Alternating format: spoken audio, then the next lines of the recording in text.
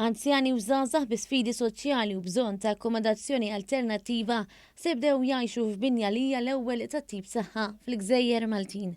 Dan huwa l-ewwel proġett ta' housing interġenerazzjonali f'pajjiżna li se jsir f'binja li sa ftit ta' xhur ilu kienet fi stat ta' abbandun fil-parti t'isfel tal-Belt Valletta. Kif spjega l-Kap Eżekuttiv tal-Awtorità Tad-Djar Leonid Mckay. F'din l-istess binja daw 23 unit jinqasmu għall-Anzjani li qegħdin fuq il-waiting list tal-Awtorità u żgħażagħ li qegħdin jingħataw mentoring min-naħa tas-Salesjani nifishom. Fil-waqt li jindirizza s-solitudni pjaga ewlenija fost il-popolazzjoni anzjana li ddajjef is-saħħa mentali, dan il-programm jgħin biex tinbet komunità u jwetti triq taż-żgħażagħ għal ħajja indipendenti. F'dan il-programm l-Awtorità Tad-Djar qed tikkollabora mal-Ordni tas-Salesjani.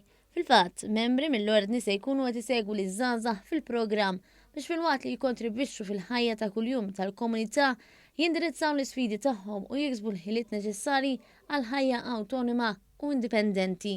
Taħt it-tmexxija tal-Ordni tas-Salesjani f'Malta ħankunu qegħdin naħdmu sabiex dan il-proġett jimxi l-qudiem u anke ntejbu l-kwalità tal-ħajja tagħhom. L-idea hija li fil-partijiet komuni jintużaw ukoll għal żoni ta' rilassament, għal żoni wkoll ta' tarif edukattiv.